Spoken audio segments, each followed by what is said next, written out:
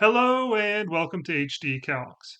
I'm Rick, and in this video we're going to have a look at how we can work with roots or radicals on the TI-34 Multiview Texas Instruments calculator. To do that, we'll use the second function key that looks like this, located here, the square root key that looks like this, located here, the up arrow or caret key with the second function of x root that looks like this, located here, and the fraction key that looks like this, located here. Starting off simple, let's say we just want to find the square root of something like 25. To do that, we just hit the square root key, enter our 25, and hit enter.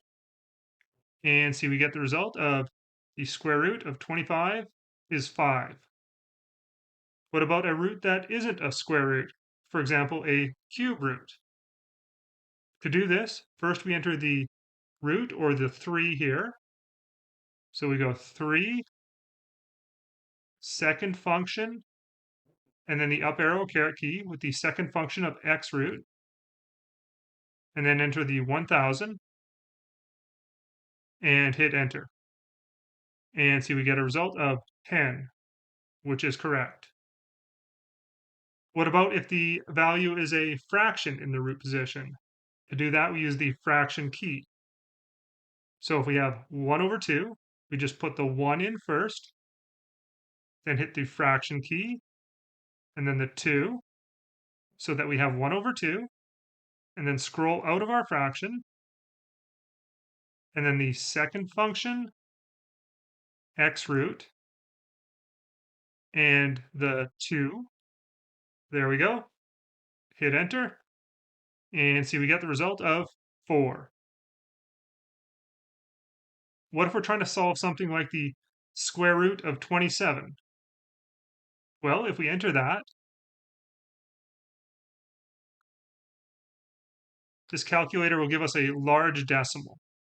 But what if we're trying to find something like this, a sort of simplified root, which we know should be 3 and then root 3?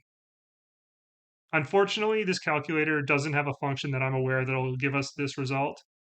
The only way we can do this is by going the long way, where we go 27 divided by 3, which we see gives us 9, and then square rooting that 9 to get 3, which we know is 3 square root 3. Thanks for watching, everybody. I really hope this has been helpful. If it has, you can help me out by hitting that like button and subscribe for more calculator tips in the future. And, as always, good luck on those tests out there, everybody. You've got this.